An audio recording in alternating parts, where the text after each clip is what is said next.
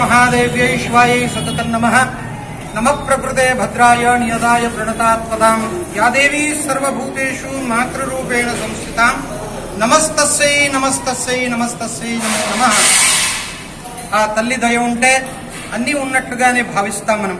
ఎందుకంటే జగత్కి సృష్టికి మూల కారణమే తల్లి. ఆ శ్రీ స్వరూపం నుంచే మనకన్నీ కూడా ఉద్భవించాయని చెప్పేసి శాస్త్రాలలో చెప్తున్నాం. అలాగే ఈ భాద్రపద మాసంలో పంచమి రోజున అమ్మవారి యొక్క మహాదివ్యమైనటువంటి యొక్క కార్యక్రమాన్ని కూడా నిర్వహించుకుంటూ వస్తున్నాం.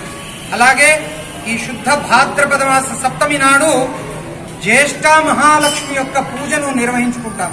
ఈ జ్యేష్ఠ మహాలక్ష్మి జ్యేష్ఠ కనిష్ట అక్కచెల్లెలు అన్నమాట.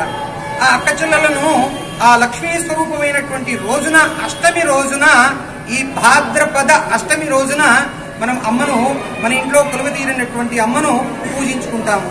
అది వంశపారంపర్యంగా ఆచారంగా ప్రతి వారి ఇంట్లో కూడా ఇది నిర్వహించుకుంటూ వస్తున్నారనమాట. అయితే సప్తమి నాడు అమ్మను ఆహ్వానిస్తాము. అష్టమి నాడు అమ్మవారికి ప్రత్యేకమైనటువంటి పూజ చేస్తాము. ఆ పూజలో 14 రకాల వంటలతో అమ్మవారికి నైవేద్యాన్ని సమర్పిస్తారనమాట. ఆ వంటలు కూడా ఎలా ఉంటాయంటే అమృత తుల్యమైనటువంటి యొక్క వంటలను చేస్తారు.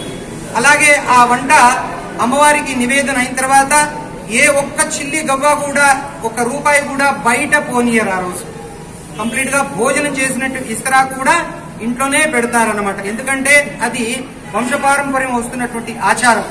ఈ అష్టమి నాడు భాద్రపద అష్టమి నాడు అమ్మవారిని కొలివిదీసిన తర్వాత రెండో నవమి రోజున ముత్తైదులందరికీ కూడా చక్కగా లలితా పారాయణం చేసి ముత్తైదులకు వాయినాలు ఇచ్చుకుంటారు.